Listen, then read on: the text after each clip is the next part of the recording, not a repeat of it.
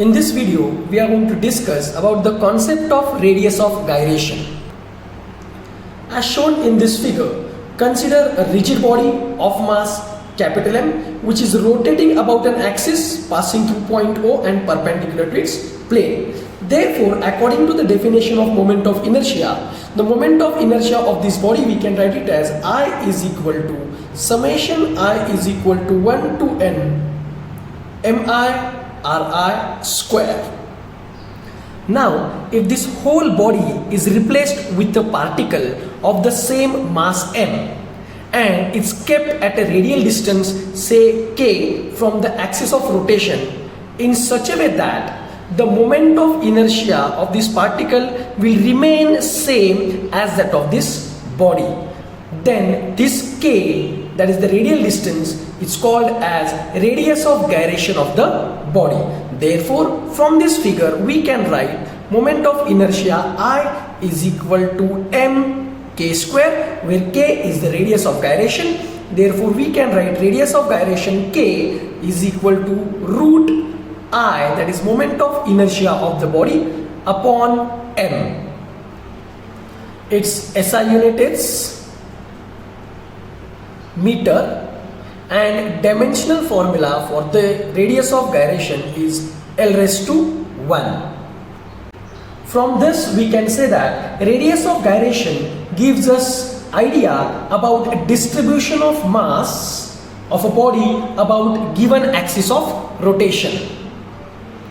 Radius of gyration depends on shape and size of the body. More the value of k, that is radius of gyration, that is distribution of mass of the body, is at a larger distance from axis of rotation, and smaller the value of k, then distribution of mass of the body is closer to the axis of rotation. For greater value of k, moment of inertia will be greater, and for smaller value of k, moment of inertia will be smaller. Now we will discuss how to find radius of gyration of different shapes. We know that moment of inertia of a ring about an axis passing through its center and perpendicular to its plane is given by I is equal to mr square. Therefore, for finding radius of gyration of the ring, we can write k is equal to root I upon m. So we are going to substitute this value of I in this equation. Therefore, we are going to get this is under root mr square upon m.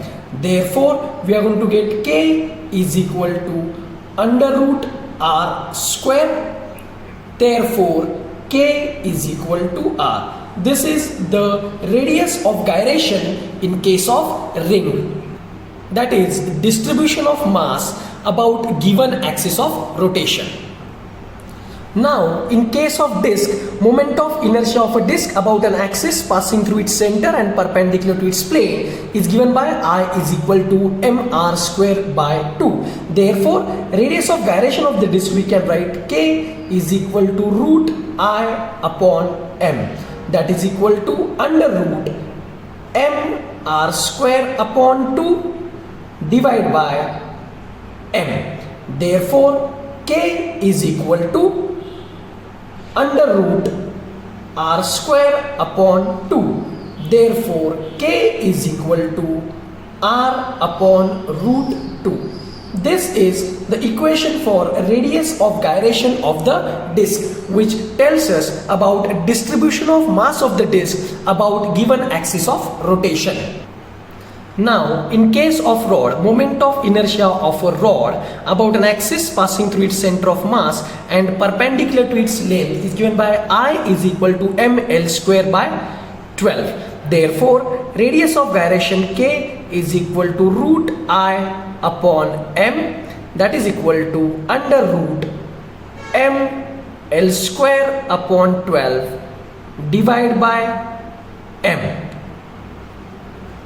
Therefore, k is equal to under root L square upon 12. Therefore, k is equal to L under root 12. This is the equation for radius of gyration of a rod about given axis of rotation. So, In this way, we can find radius of gyration of different bodies.